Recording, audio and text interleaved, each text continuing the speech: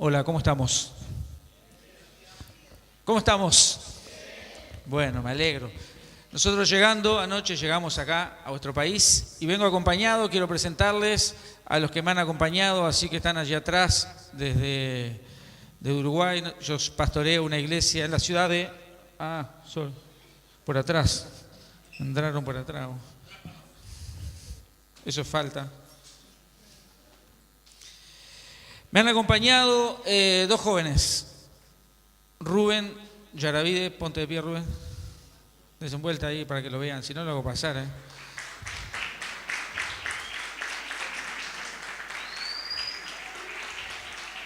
Rubén, soltero y sin compromiso. Y después al lado está Jonathan. Jonathan, ¿te puedes ponerte de pie, Jonathan? Bien, Jonathan.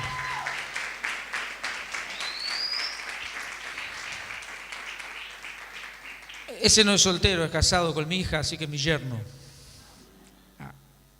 No tuve más remedio que viajar 700 kilómetros con él, pero bueno. Bueno, damos gracias a Dios por estar aquí en la República Argentina. Decimos la hermana Argentina. Amén. Siempre somos rivales en el fútbol, ¿no? Pero esta final queríamos que Argentina saliera campeón. Y no se dio nuevamente. Pero bueno, por lo menos llegaron a la final. Nosotros en la primera fase no fuimos, así que... Pero damos gracias a Dios, amén. Vamos directamente a hablar de lo que nos convoca en esta mañana y en este congreso. Para añadir algo más, trabajo en Uruguay en las Asambleas de Dios como líder nacional de jóvenes y venimos trabajando hace años allí y en nuestra región, en nuestro distrito, haciendo distintas actividades de jóvenes. Y bueno, cuando veía el lema, es algo que venimos manejando también en nuestra iglesia, en nuestra congregación, y nos habla de soy hijo, ¿no? Ahora, según como lo expresemos, puede significar nuestra postura delante de esa expresión. Podemos decir, ¿sabes qué? Yo soy hijo de Dios, ¿no? Estoy convencido, lo sé, o sea, no tengo dudas. Podemos manifestarlo diciendo, bueno, yo soy hijo, como esperando de eso algo. O podemos aún decirlo en forma de interrogante, ¿soy hijo? Y cuando dice soy tu hijo, estamos hablando de hijo de Dios, así que habla de identidad de hijo. Ahora, para nosotros ser identificado, ¿qué llevamos por esta vida? ¿Qué nos dan? A ver, un DNI, dicen ustedes. Nosotros decimos una cédula de identidad, ¿no? Acá un DNI, ¿no? ¿Qué quiere decir la sigla DNI? Documento Nacional de Identidad. El nuestro es cédula de identidad. Gracias, hermana. Y allí en mi país, para sacar este documento, para que te den este documento, tenés que ir a una oficina y retirar otro documento que se llama partida de nacimiento, ¿no? No sé cómo funciona acá. ¿Está? Una partida de nacimiento que dice de quién eres hijo.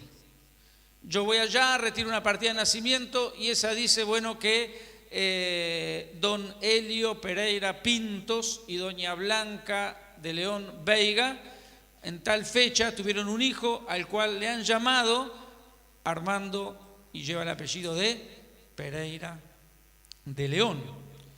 Así que eso me identifica como hijo y además luego una cantidad de cosas, los rasgos, ¿no? El carácter, una cantidad de cosas genéticas que van a mostrar que soy hijo. Muchas veces pasa que te dicen, tú eres hijo de fulano, ¿no? Porque te hallan allí una cantidad de parecidos. Bien, ahora para saber que soy hijo de Dios, ¿A qué oficina o a qué documento voy a ir a buscar el dato que certifique que yo soy hijo de Dios? ¿Cuál es el lugar? ¿Cuál es el documento? Es la palabra de Dios, la Biblia. La Biblia sigue siendo la palabra de Dios. Amén. Y ella expresa la verdad que Dios ha revelado. Así que yo voy a la Biblia y voy a encontrarme con San Juan capítulo 1, versículos 2 y 13, y dice más: a todos los que le recibieron, a los que creen en su nombre, les dio potestad de ser hecho hijo de Dios, los cuales no son engendrados de sangre, ni de voluntad de carne, ni de voluntad de varón, sino de Dios. Otra versión dice: pero a quienes lo recibieron y creyeron en Él, está hablando de Jesucristo, les concedió el privilegio de llegar a ser hijos de Dios, y son hijos de Dios no por la naturaleza ni por los deseos humanos, sino porque Dios lo ha engendrado. Así que mi identidad de hijo de Dios viene de que Dios ha decretado que si yo he recibido al Señor Jesucristo en mi corazón, he creído en Él, entonces soy y tengo el derecho de ser llamado hijo de Dios. Amén. Eso es así.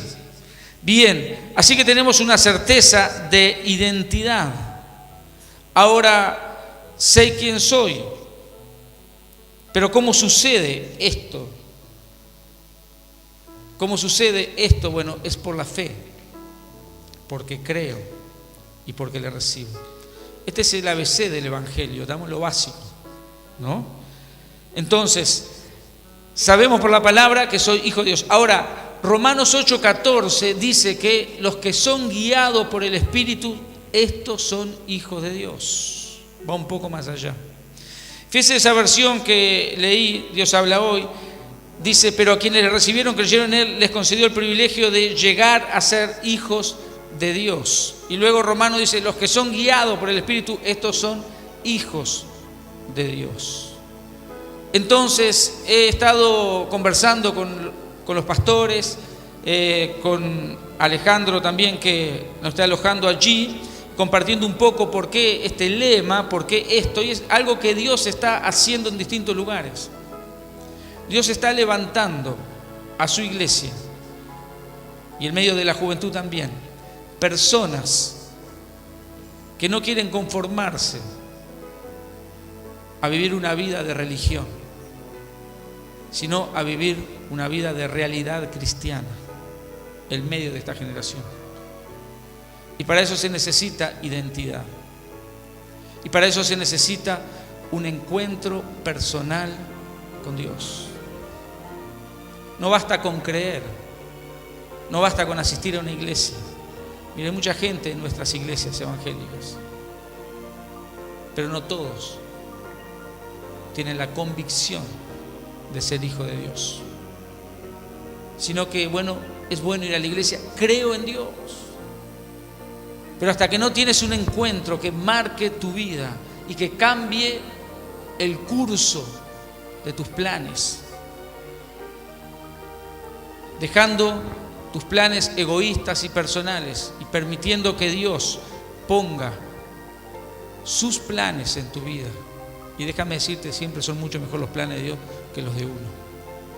Pero hasta que esto sucede, entonces no nos transformamos en la iglesia que Dios quiere usar y que ha usado a través del tiempo. Ahora Dios está llamando en este tiempo. Conocemos la historia de Saulo. Saulo creía en Dios, no era que no creía Saulo, creía en Dios y quería hacer la obra de Dios.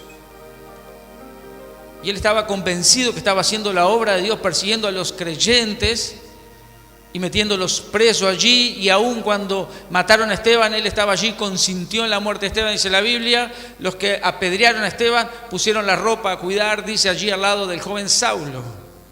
Él creía, pero hasta que en el camino a Damasco no tiene un encuentro personal con la persona de Jesucristo, su vida no va a ser transformada. Pero en ese momento él conoce personalmente a Jesús. Tiene un encuentro que le marca. ¿Saben qué? él rápidamente, ¿cómo reacciona? Él pregunta primero: ¿quién eres, Señor? Y le dice: yo soy Jesús al que tú estás persiguiendo. Dura cosa te es patear contra el clavo, dar cosas contra el aguijón. Y él rápidamente tiene un cambio, una conversión, y dice: Señor, ¿qué quieres que yo haga? Así que hay una necesidad de tener un encuentro personal con Dios para que haya en nosotros y tengamos esa certeza de quiénes somos, porque eso después va a traer el resultado que estamos buscando. Porque por tiempo, como iglesia, hemos estado haciendo muchas cosas y queriendo hacer, y estamos haciendo, y nos hemos transformado en activistas, puro actividades. Y se lo dice a alguien que tiene que organizar cada año actividades. Pero si esas actividades que yo organizo no se transforman en herramienta para que Dios ministre a través de su palabra y su Espíritu Santo, entonces será una actividad más de la que hay, un evento más, un recital más, un congreso más. Pero yo creo que este congreso no es un congreso más. Y no soy de decir cosas que no creo para quedar bien. Al revés, me consideran que mejor si no lo invitemos a predicar a Armando, dice, porque si no, puro palo.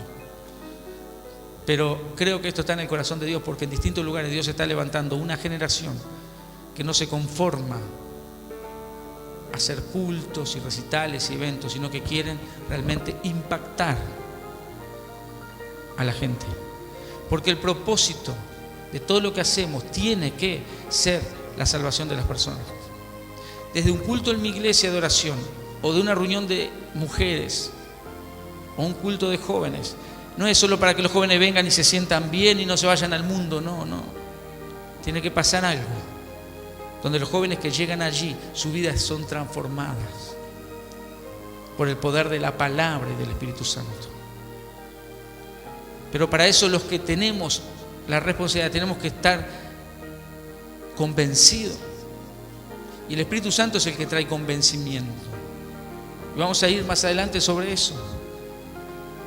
Lo que sí nos hemos encontrado en este tiempo, y nos encontramos por lo menos el tiempo de nosotros, el tiempo donde Dios nos ha puesto, amén, el medio de la historia de la iglesia, este es nuestro tiempo.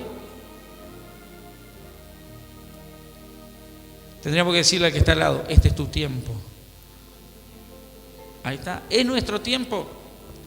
Lo que han hecho ya los hermanos que estuvieron antes que nosotros, gracias a Dios, porque por ello hoy nosotros estamos en el Evangelio, en el camino del Señor. Pero nosotros tenemos que servir a Dios de tal manera que esto siga de generación en generación hasta que Jesús venga. Amén. Pero ¿qué es lo que hay en medio de este tiempo? Una falta de identidad en la iglesia, una crisis de identidad. Hay una crisis. Dice, ¿y por qué tú dices eso, Armando? ¿Por qué hay una crisis de identidad? Bueno, yo voy a hablar de la realidad donde yo vivo en Uruguay y también donde me ha tocado ir y predicar en distintos países acá del sur de América. Porque muchas veces encontramos a creyentes, a iglesias y a líderes queriendo imitar al mundo por falta de identidad. Por ejemplo, en Uruguay el 25 de agosto hay una fiesta que se llama el 24 de la noche de la nostalgia. Alguien hace unos años atrás dijo: el 24 de agosto, el 25 es feriado, es el día de la independencia en Uruguay. Entonces dice, el 24 de la noche, los que organizaban baile, fiesta, dice, hagamos una de los recuerdos, dice, la nostalgia, escuchando música vieja de los 70, de los 60 en aquel tiempo. Entonces, esa fiesta cobró fuerza y esa noche en todo el país, una fiesta donde todo el mundo, hasta los veteranos, salen a escuchar su música de su época. ¿No? Es gente que ya de 50 años, 60, que ya están en su casa, allí con su nieto, pero ese día, esa noche, dice, hay que salir porque es la noche de la nostalgia. Entonces, la sociedad se mueve en base, todo es un decir, ¿no? Pero gran cantidad de gente se mueve y es muy importante, todo el mes promocionando. Entonces, el mundo tiene eso, esa fiesta, y aún los jóvenes no tienen mucha nostalgia, porque un joven nostalgia de la niñez, de repente, del trompo, no sé, de la bolita, ¿no? Pero aún los jóvenes salen también porque la noche de la nostalgia, entonces escuchar música vieja, porque siempre se dice por ahí que lo de antes fue mejor. De la música de los 80, de los 70. Bueno, no voy a hablar de nombrar a nadie. Entonces, eso sucede. Entonces, la iglesia y muchas iglesias nuestras y muchas reuniones de jóvenes, esa noche hacen la fiesta también. ¿Y qué dice? ¿Van a tocar coritos viejos, canciones viejas? ¿No? Y hacen eso, sí. Es más, hemos llegado al punto donde he visto grupos de jóvenes de distintas iglesias nuestras, estoy hablando de las asambleas de Dios, que llegan a disfrazarse como en los 80, en los 70, a hacer una fiesta en la iglesia la misma noche. ¿Por qué? Porque se sienten menos. Porque te sientes menos que el mundo y no tienes tu fiesta. ¿Y esto quién es responsabilidad? ¿De los jóvenes o de los líderes? De los líderes. Entonces el liderazgo es el que está en crisis. Hay una crisis de liderazgo por falta de identidad, porque esos líderes no han entendido que lo que tenemos que hacer como líderes es ministrar al Señor, porque Él sí tiene poder. Su palabra tiene poder para cambiar jóvenes. Su Espíritu Santo sigue teniendo poder para convertir a la gente. Entonces, si quieres hacer una fiesta, tenemos libertad para hacerla cualquier día, ¿no? Tenemos libertad, pero si tienes que hacerlo el mismo día y con el nombre parecido y todo, y usar lo mismo, es más, usamos a veces para hacer afiche, usamos logo de lo que usa Hollywood, de las películas, usamos los logos, entonces estamos como el pueblo de Israel cuando le dijeron a Aarón, haznos un becerro. Porque Moisés no sabemos que le haya pasado, así que haznos un becerro, porque las naciones vecinas vimos que tienen becerro y adoran allí a un ídolo. Entonces, y ese era el problema de Israel. Y todos los problemas que venían al pueblo de Israel siempre era porque ellos miraban y querían hacer lo que las naciones vecinas. Cuando ellos habían sido escogidos por Dios con un propósito para glorificar a Dios y para que el mundo, aún en ese tiempo Israel tenía una responsabilidad de misión también, de que a través de ello el mundo viera, y de hecho el mundo sabía que Jehová, el Dios de los israelitas, tenía poder, porque aún Rahab, la ramera, cuando llegaron los espías, ella dijo, yo sé que el Dios de ustedes le dará la victoria. Así que no era que el mundo no sabía quién era Israel, pero ellos, por falta de identidad también, no cumplían el propósito, y luego venían desastres. Así que hay una crisis donde queremos allí por falta de saber quiénes somos. Ahora, la Biblia dice que Dios nos ha hecho libre, ¿no? Conoceréis la verdad y la verdad los hará libre. Y si el Hijo os libertare, seréis verdaderamente. Y un cristiano, un joven que ha tenido un encuentro con el Señor Jesucristo. ¿Y cómo se le encuentra al Señor Jesucristo? A través de la palabra y a través del Espíritu Santo. Entonces ese no se va más de la iglesia.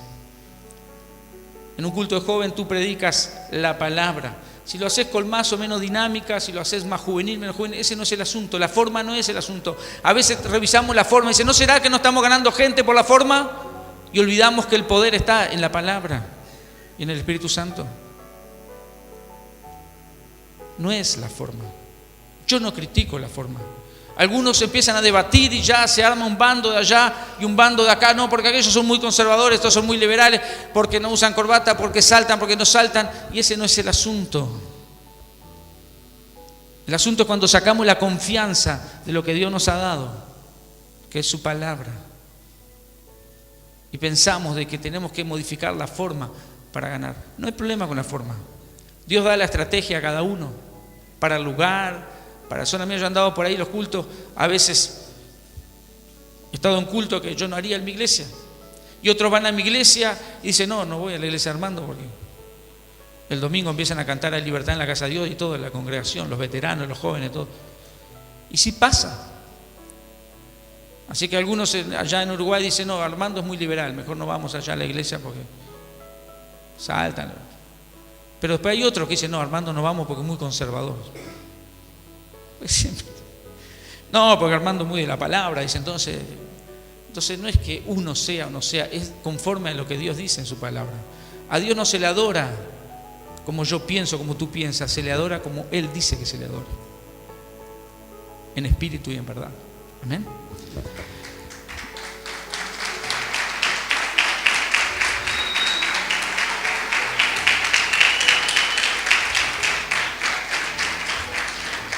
Ahora, ¿por qué hay crisis de identidad? Yo me he puesto a pensar y hay varias razones.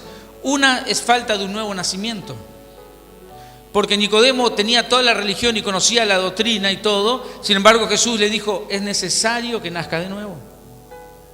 Y Nicodemo no entendió nada. A ver, seguro dice, ¿qué es eso? Me va a meter en la panza mi madre, ¿cómo se hace eso? ¿No? Y Jesús le dijo, no, es un asunto del Espíritu.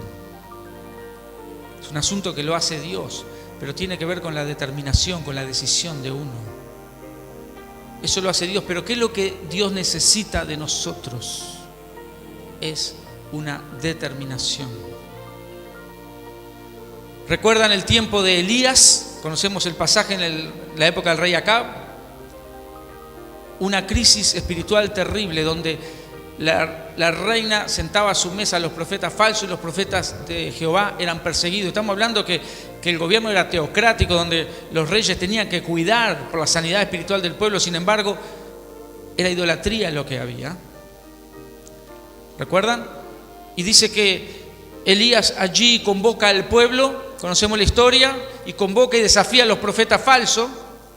Y entonces allí dice que él dice, bueno, hagamos una cosa. Hagan ustedes primero un altar y invoquen a su Dios, a ver si viene ese Dios y envía fuego. No pongan fuego en el holocausto, sino que el Dios de ustedes envíe el fuego y se consuma el holocausto. Bueno, el asunto es, conocemos la historia, gritaron, se lastimaron, mucha bulla, mucho espectáculo, pero nada de poder, religión muerta. Y ese es el riesgo hoy día, que la iglesia evangélica se transforma en una iglesia sin poder, que nuestra iglesia evangélica se transforma en una iglesia sin poder para salvar las almas, sí con mucho ruido, sí con mucho show, con mucho espectáculo, sí con mucho esfuerzo humano. Nos desgastamos a veces haciendo cosas y ponemos todas las luces y ponemos el humo y ponemos el show, pero muchas veces en esos show no está la presencia de Dios. Ahora, yo lo digo y yo hago lo mismo. En nuestro campamento ponemos luces. Comenzamos en el 2007 haciendo un campamento en el distrito y se había abandonado la actividad de jóvenes, así que nos pusieron a trabajar con los jóvenes en nuestro distrito y allá, entonces, con la comisión, Pastor Rubén en ese momento no era pastor, era un líder de jóvenes, era mi ayudante y otro más, Pastor Moisés. Entonces dijimos, vamos a hacer un campamento. Y dije yo, bien, vamos a hacer un campamento que se han abandonado, un campamento de jóvenes, y porque ya no iba nadie. Entonces vamos a preparar todo así como se prepara acá, una banda, luces. Entonces conseguimos sonido, todo, y armamos una carpa para 120 personas, con poca fe, porque como se había abandonado, porque iban 20, ya no iba nadie, y bueno, de 100 nos va a dar, 120 nos va a dar. Gracias a Dios esa vez no nos dio, pero empezamos a bajar las cosas. Entonces empezamos a bajar las luces, todo, y de repente bajaron la maquinita de humo que debe estar por ahí, ¿no? Allí está, igualita esa, la máquina de humo, ¿no? Entonces el pastor Rubén, que ahora es pastor, siempre fue muy conservador, muy, ¿no? Entonces me mira y me dice, así como dice, para, ¿no? ¿Y eso qué? Y yo le digo, una máquina de humo. ¿Una máquina de qué? De humo. ¿Y eso para qué? Me dice.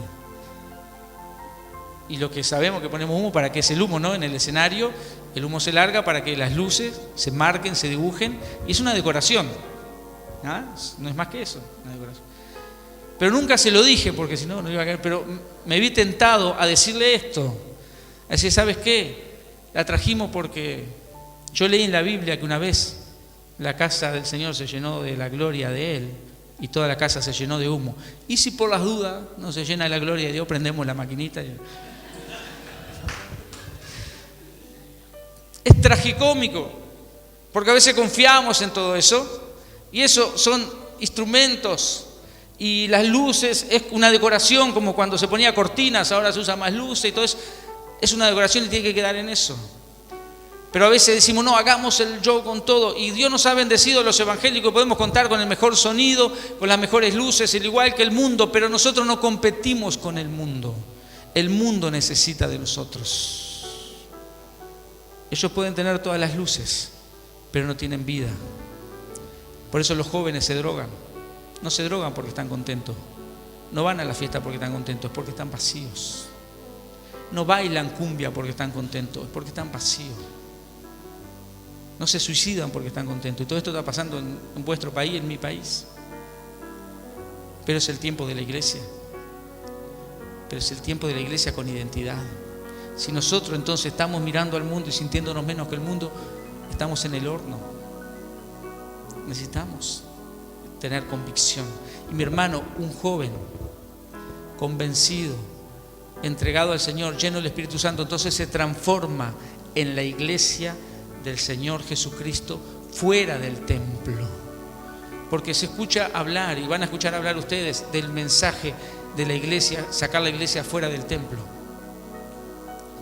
¿Y cuál es la manera de sacar la iglesia fuera del templo? Dice hacer actividades en la calle, hacer en la plaza. Nosotros hacemos allá en nuestro barrio donde llegó la iglesia, comenzamos en una carpa, luego comenzamos a hacer actividad en la plaza del barrio y todo eso. Y eso está bien, es una manera de evangelizar, de proclamar el nombre de Cristo, de sembrar la palabra. Pero la iglesia fuera de los templos no es eso. La iglesia fuera de los templos somos tú y yo viviendo, lleno del Espíritu Santo, donde estamos, en el trabajo, en medio de la familia, en medio del estudio. Allí nosotros reflejamos a Cristo, allí estamos. Y no va a pasar que tú tengas que hablar, sino alguien se te va a acercar porque tú estás lleno del Espíritu Santo a decirte: ayúdame, dame un consejo, necesito una ayuda, porque Dios los va a mandar allí. ¿Recuerdan Pablo cuando quiso ir allí por unos lugares y dice el Espíritu Santo se lo impidió? Y tuvo una visión y vio un varón de Macedonia y le dijo: pasa y ayúdanos. Porque muchas veces nosotros queremos ir aquí, allí, allá, y el Espíritu Santo sabe dónde está la necesidad. Cuando entramos en esa dimensión realmente de comunión, que era el punto que va a venir a continuación, entramos en esa comunión, en esa sensibilidad, entonces el Espíritu Santo nos va a llevar. Y eso es la iglesia fuera de las cuatro paredes. Muchos, los que se van al otro extremo, nos critican porque dicen: cantan en el templo. Y sí, cantamos en el templo. ¿Por qué no vamos a cantar en el templo si nos congregamos para cantar y alabar a Dios? Pero mi vida refleja afuera. Y en mi iglesia hay jóvenes que esta realidad se ha dado. Hay dos jóvenes que trabajan conmigo. Tenemos un negocio allí en el centro de la ciudad.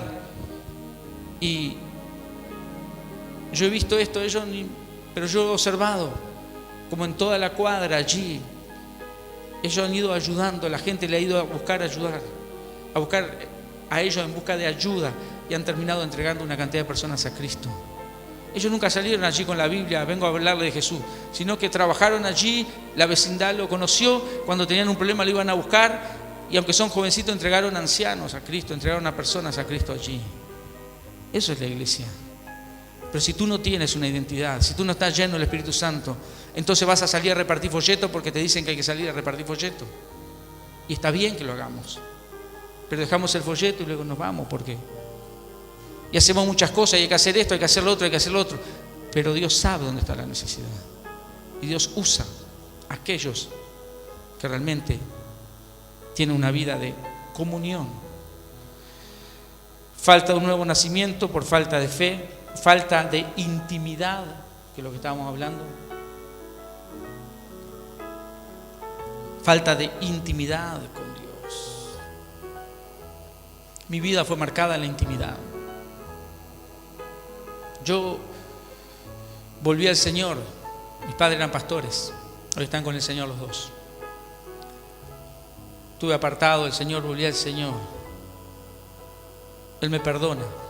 Siento el perdón de Dios. Es el milagro más maravilloso que he recibido, es el perdón de mis pecados. Dios después me ha sanado de enfermedades, pero el milagro más maravilloso es que Él haya perdonado mis pecados y me haya hecho su hijo. Y comienzo una vida de intimidad con Él. Y yo no quería hacer nada en la iglesia, solo quería ir a la iglesia y orar y estar allí en la primera fila, porque siempre cuando yo era el hijo descarriado estaba allá en la última. Donde está el hermano en la mesa allá. ¿No quiere decir que estés descarriado, hermano? Va, no sé, no te conozco, capaz que sí. No. Dice que no era hermano. Pero la verdad es que esa era mi posición, pero cuando vengo a Cristo entonces me venía en los primeros lugares, porque quería estar más cerca de que predicaba, parecía que estaba más cerca de Dios, aunque Dios llena toda la casa. Ahora, esa era mi historia, entonces quería adorarle, entré en comunión con él, una comunión, una intimidad. En mi trabajo esperaba que no viniera nadie para poder orar y leer la Biblia. Y buscaba el tiempo allí para comunión. Yo nunca pensé ser pastor, mucho menos ser líder nacional de jóvenes, ni quería nada, yo solo quería tener comunión con Dios. Me decían, porque tú vas a predicar, sí, está bien, pero yo quiero tener comunión con Dios. Y hoy soy pastor de una iglesia que ha crecido, gracias a Dios. Pero si Dios mañana me dijera, mira hermano, tienes que dejar el pastorado, quiero que te sientes en la banca, estaría feliz, siempre y cuando no perdiera la comunión con el Señor Jesucristo.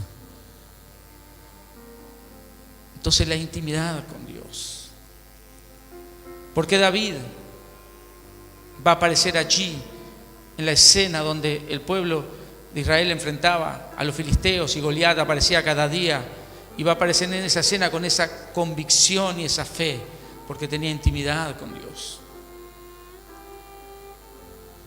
Y fíjese que cuando alguien tiene intimidad con Dios, ubica las cosas en su justo término, porque él identificaba que Goliat era el enemigo de Israel. Y además él estaba enojado por la reputación del pueblo de Dios. Porque él no dice, yo lo voy a vencer y van a ver que soy famoso. Él dice, ¿quién es este incircunciso para desafiar a los ejércitos del Dios viviente? Pero los hermanos de David, junto con todo el pueblo, que le había dominado el miedo, ¿por qué? Por falta de comunión, por falta de relación con Dios. Entonces cuando no tenés comunión con Dios, no tenés relación, entonces viene el temor. Por eso dice Romanos, también habla allí de que el Espíritu Santo realmente saca el temor y Él nos da certeza de que somos hijos de Dios, por el cual podemos decir, Abba Padre. O sea, tener esa confianza, Él es mi Padre, Él me va a ayudar. Estoy seguro, voy adelante porque Dios está conmigo. Y los hermanos llegaron allí y por esa falta de comunión, dominados por el temor al igual que todo el pueblo, porque nadie se animaba a salir, enseguida, ¿contra quién comenzaron a pelear? ¿Contra Goliat? No, empezaron a atacarlo a David. Empezaron a decir, no, has venido aquí a la batalla, mira, para ver sangre. Y empezaron a atacar a quien no era. Y él dice, ¿qué hablan ustedes? Le dice él.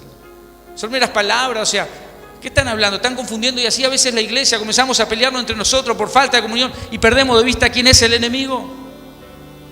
Y que el líder, y que el pastor, y que el hermano me miró así, me miró así. Es falta de comunión y de relación con Dios. Cuando tenemos esa certeza por la intimidad que tenemos con Dios, tenemos bien claro quién es el enemigo de las almas y dónde está la batalla. Así que es una estrategia que el diablo tiene de hacernos enfrentar con nosotros. Y no solo eso, sino que comenzamos a competir entre nosotros. Y comenzamos a hacer actividades porque aquel hace, entonces yo voy a hacer y subo la foto a Facebook para que vean, así le da envidia.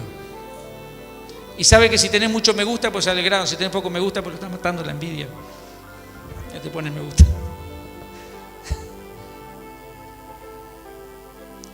Pues así cuando yo de repente estoy predicando y suben una foto, yo no subo muchas fotos, pero te ponen me gusta. Pero cuando ando de paseo por ahí pongo una foto en la playa, no tengo casi me gusta. Pero nos lleva a eso el diablo a veces. Estamos cerrando. Entonces eso nos hace de que perdamos poder y nos transformamos en una iglesia con mucho ruido. Y mire que hay eventos, y mire que hay recitales cristianos. Y yo he estado en muchos de ellos. Y he estado en algunos donde he tenido que ministrar, donde la banda a la hora de ministrar, de orar, comienza a subir el volumen, ¿no? Y he estado cuando a veces el predicador dice, fuego de Dios, y lo único que es volumen más alto nada más. Y viene y mete volumen, y los chicos una vez terminamos un culto y en una escuela juvenil de pastoral allí en Lima, y se acerca después que termina, y yo no había ministrado por la duda, ¿no? Entonces se acerca, dice, pastor, ustedes nos dicen que busquemos el Espíritu Santo, dice que el Señor nos va a bautizar con el Espíritu Santo, dice, pero ¿sabe qué pasa? Que yo oro, dice, pero ni siquiera me escucho, dice, porque están tan altos los parlantes que no sé. Y la verdad, o sea que a veces queremos nosotros realmente crear el mover de Dios, y el mover de Dios no se crea, es el Espíritu Santo derramándose cuando hay un corazón buscando a Dios. y cuando hay una restauración del altar personal a Dios. Porque déjame decirte que Elías, luego que todos estos falsos profetas no pudieron, porque no hay Dios fuera de Jehová, podrá haber muchas luces, pero no hay poder que cambie las vidas, solo el poder del Espíritu Santo. Podrá haber mucho dinero, podrá haber mucha bendición económica, pero solo el poder del Espíritu Santo cambia las vidas. Así que Elías convoca al pueblo y dice: acérquense a mí. Y les hace una pregunta. Le dice: ¿hasta cuándo claudicaréis entre dos pensamientos? O sea, ¿hasta cuándo no se van a determinar? Y en esta mañana, déjame decirte, sé que Dios le está hablando a personas aquí en este lugar, jóvenes, jovencitas, hombres, mujeres, que Dios le está hablando y ya le viene hablando. Y tú tienes que determinarte, y te dice: ¿hasta cuándo no te decidirás? Si Jehová es Dios, servidle. Si Dios es Dios y Jesucristo es tu Salvador, sírvele. Sírvele. Y esa determinación es dentro del corazón. Eso es dentro del corazón. El día que yo tomé esa determinación, nadie lo supo. Fue en un lugar donde estaba solo. Y yo le dije: Señor, te entrego mi vida para hacer lo que tú quieras. Entonces, lo segundo, dice que Elías convocó al pueblo y restauró el altar de Jehová que estaba derribado. El altar de Dios. Los altares de Baal florecían por todos lados, pero el altar de Jehová estaba destruido. Y en nuestras iglesias hay muchos altares personales que los ministerios se hacen, y son altares a los ministerios, pero hay que reconstruir el altar a Dios, donde Dios se lleve la gloria, donde Dios sea alabado, donde Dios diga lo que hay que hacer, y no nosotros armar las cosas y decir: bendice esto, Señor. Así que Elías recompuso el altar. ¿Y qué pasó cuando recompuso el altar? Oró a Dios. ¿Y qué pasó? Vino fuego del cielo. Y el fuego del Espíritu Santo, mi hermano, viene y convence de pecado. El fuego del Espíritu Santo viene y transforma, viene y sana, mi hermano. Y el Evangelio es poder de Dios. Sigue siendo poder de Dios. Y el apóstol Pablo, alguien que tenía identidad, decía: no me avergüenzo del Evangelio, porque es poder de Dios para salvación de las almas. Mire, usted puede contar muchos testimonios, yo puedo contar muchos testimonios, pero algunas de las cosas que están pasando allí en nuestra iglesia. Yo tengo un primo, hijo de un tío mío, que toda su vida fue delincuente, drogadicto, alcohólico, poco menor que yo creo que es, y su vida arruinada. Solo lo veía cuando iba a pedirme dinero, y me enojaba cuando venía a pedirme dinero, porque nunca trabajó, siempre escapando de la policía, siempre drogándose. Esa era la visión que yo tenía de él, esa era la realidad de su vida. Un día cayó en la iglesia, estábamos construyendo una parte del templo, y cayó en la iglesia allá. Primo dice: aquí ando, tengo que irme para Rocha, porque andaba escapando de la policía de nuevo. Y yo le hablé y le dije, pero era nochecita así, contra una pared, estábamos en el terreno, así la parte esta estaba del templo viejo y acá íbamos a construir el templo nuevo. Y le digo: José, ¿tú no quieres cambiar de vida?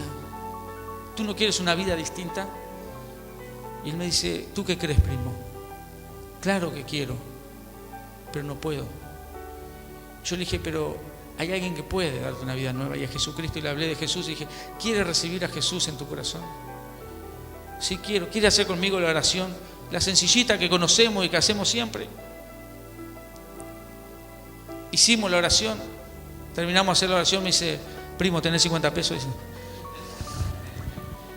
Y yo me frustré porque dije: este con tal que de plata recibe a Jesús, se bautiza, hace todo, y se fue. Pero no fue en vano, porque él fue sincero ese día. Pasó el tiempo y un día cayó a mi iglesia no hace mucho, transformado en otra persona, cambiado. Y ahí me cuenta el testimonio, y ahí sé todos los pormenores que yo no sabía.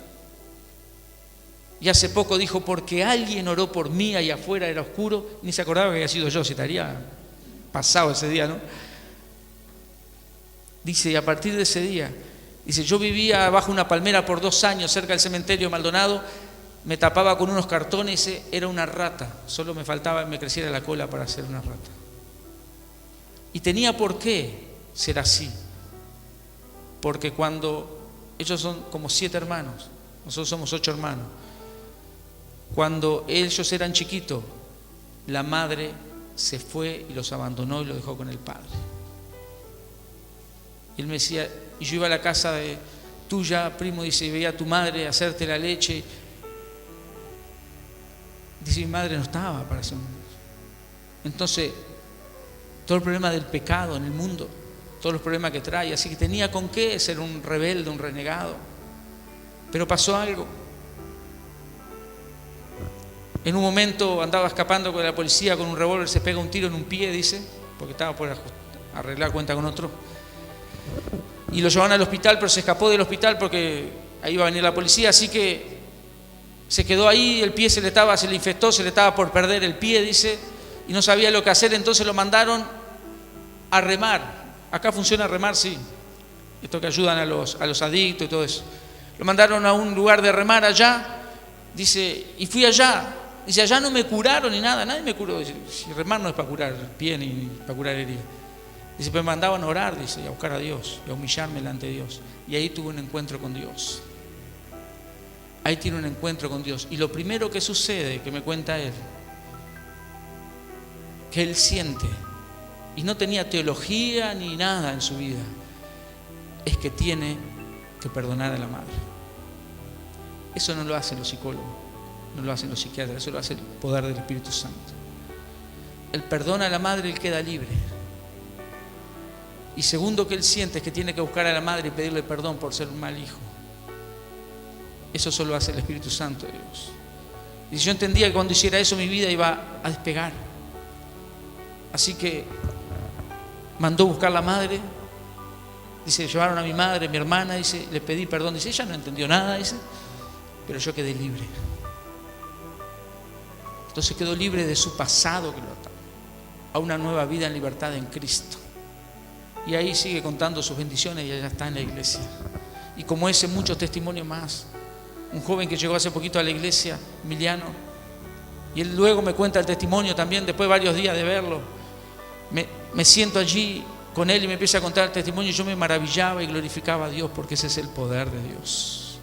Llegó a la iglesia también con deseo de suicidarse, su hermano ya se había suicidado. Y con una tristeza, aunque era jovencito, dice, ¿por qué estaría triste? Pero la juventud sin Dios está muerta. Así que allí estaba, llegó a la iglesia y no solo eso, sino que le había dado un parálisis por el gran estrés de la tristeza, todo fue a los médicos, me mandaron un montón de pastillas, me fui del hospital con un montón así de pastillas, tomaba todo eso, dice, pero un día fue a buscarme Nandi, otro joven de la iglesia, y decime, no, vamos a la iglesia, Dios te va a sanar, deja todas las pastillas, ten fe en Dios, vamos a la iglesia.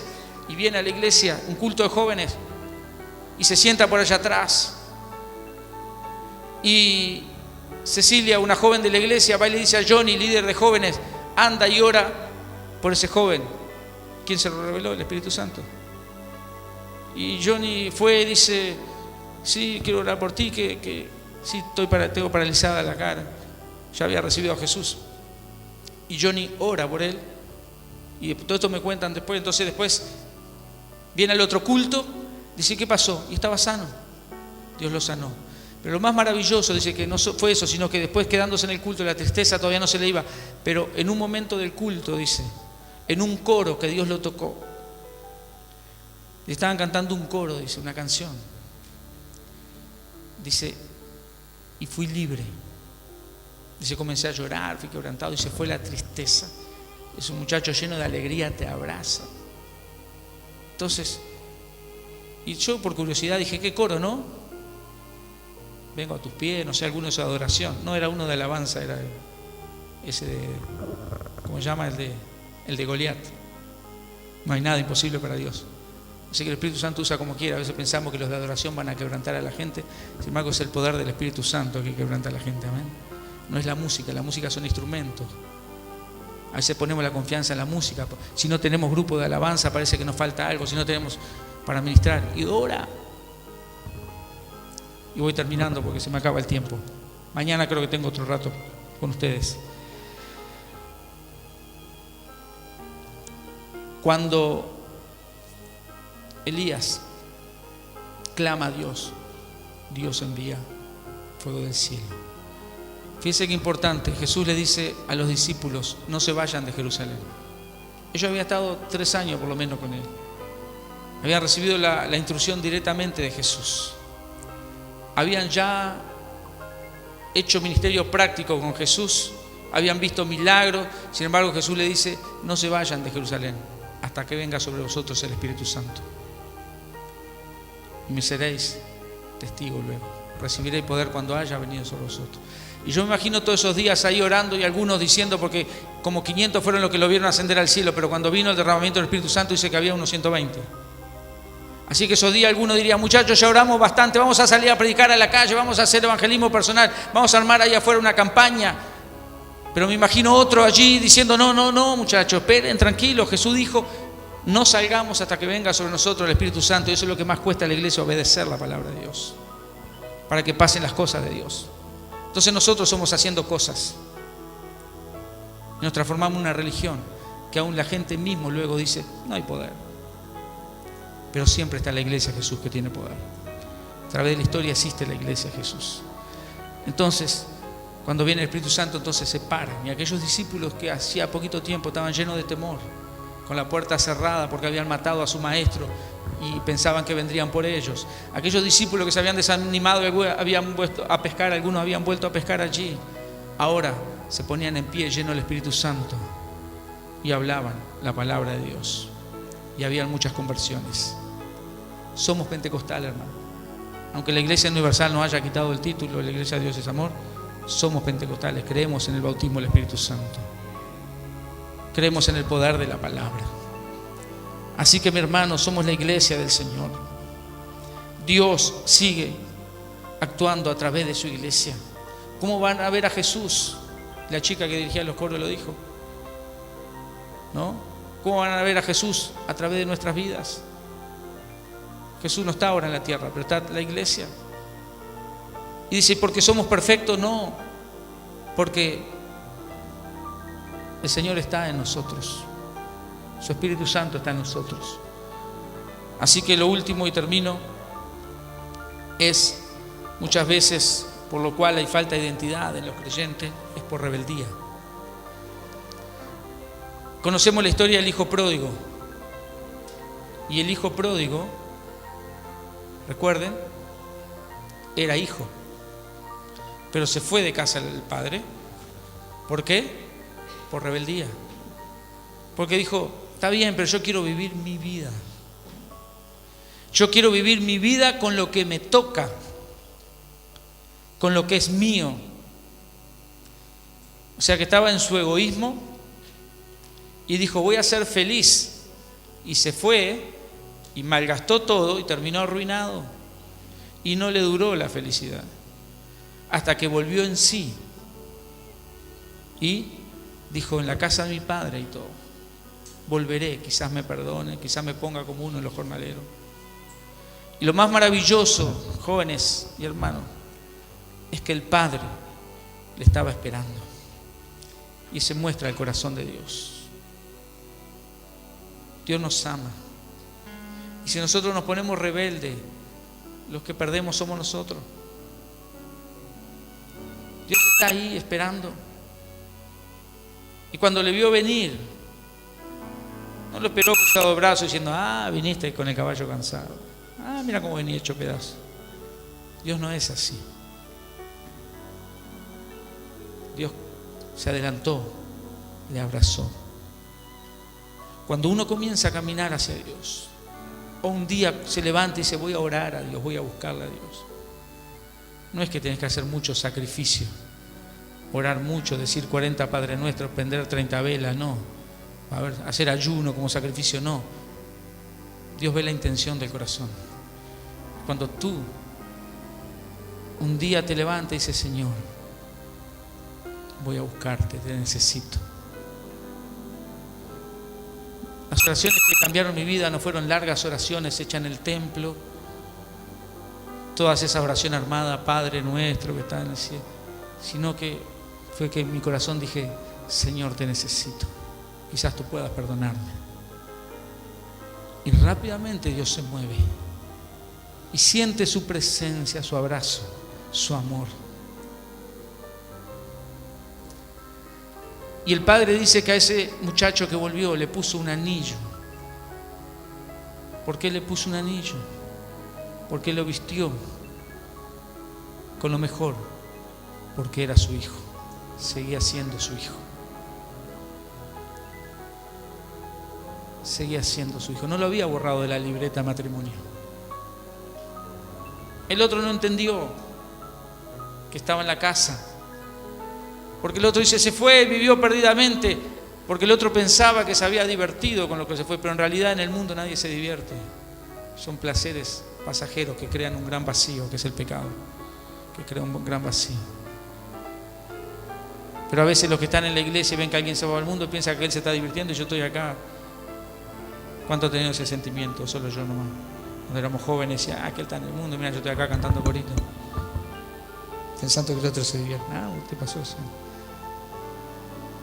Y la verdad es que en el mundo es mentira y sabemos lo que, pero allí anduvimos. Entonces el hijo no entendía eso, pero el padre sabía que el hijo que estaba muerto había venido. Y somos hijos de Dios.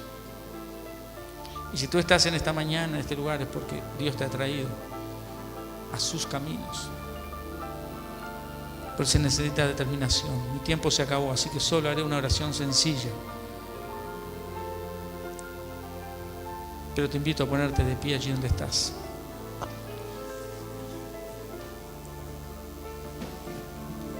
Dios está levantando una iglesia que no es una congregación en un lugar, es una iglesia en todo lugar, de jóvenes, de distintas edades, de hermanos de distintas edades, distinto contexto, pero que aman a Dios. Y que más allá de sus defectos, más allá de nuestras debilidades, dice, Señor, yo quiero tener comunión contigo. Y de ahí vendrá el resultado después. Porque del derramamiento del Espíritu Santo en Pentecostés, allí vino el resultado después. Y muchas veces la obra de Dios verdadera no sale por los canales de televisión.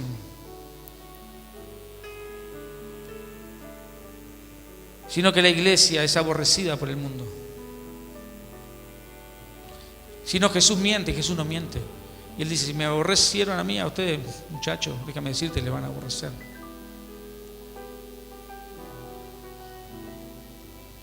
Pero yo no he encontrado en esta vida mejor cosa que hacer que servir al Señor Jesucristo. Yo tenía proyectos empresariales, podía haber desarrollado muchas cosas, pero un día Dios me llamó. Y esto es lo más maravilloso que hay para hacer en esta tierra. Porque además, el estar en Cristo es el estar completo. El mundo no hace presión sobre mí, porque en Cristo estoy completo.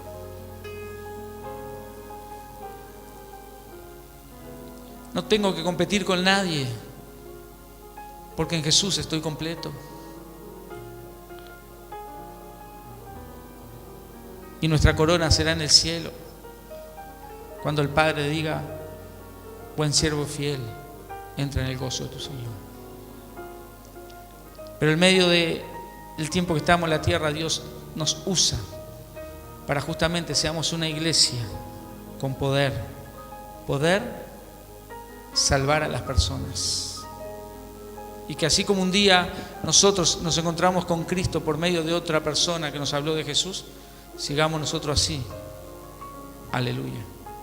Y que cada evento, cada culto, cada campamento, cada tiempo que nos juntamos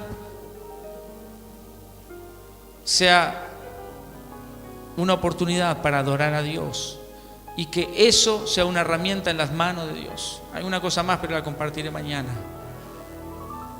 Yo quiero orar en esta mañana para terminar. Y sé que Dios le está hablando a personas en esta mañana, jóvenes, que tú sabes. Y que tú lo que tienes que tomar es la determinación, más allá de lo que hagas y de tus planes, de decirle: Señor, aquí está mi vida. Hoy la pongo en tus manos. Seguirás mañana trabajando, seguirás mañana estudiando, pero Dios comenzará a llevarte por sus propósitos. Y mi hermano, el lugar donde más feliz puede ser una persona es en el propósito de Dios, en la voluntad de Dios. Porque su voluntad es buena, es agradable, es perfecta. Allí donde estás y Dios te está hablando, Dios necesita una decisión en tu corazón. Por eso Josué también le dijo: gente, no sé lo que van a hacer ustedes, pero yo en mi casa serviremos a Jehová. Elías le dijo: ¿hasta cuándo claudicaré? Si Dios es Dios y Cristo es el Señor, pues entonces pon tu vida en las manos de Él. Allí donde estás, si hay alguien que Dios le está hablando, levanta tu mano, que vamos a hacer una oración sencilla pero de corazón. Si Dios te está hablando, aleluya, aleluya, mantén tu mano levantada. Padre, en el nombre de Jesús, Señor amado, tú has hablado, Padre. Tu Espíritu Santo convence. Y ahora tú miras la decisión de cada uno, Señor amado. Que no nos conformamos a pasar por la iglesia, sino queremos ser tus hijos. Aquellos que están cerca del Padre y que le dice: papá, ¿qué hago? Dime lo que hago, papá. Aleluya. Yo voy, yo hago, porque yo te amo. Padre, en el nombre de Jesús, Señor amado, sé que tú estás ministrando en esta mañana. En el nombre de Jesús, Padre. Amén. Amén. Dios le bendiga, hermanos.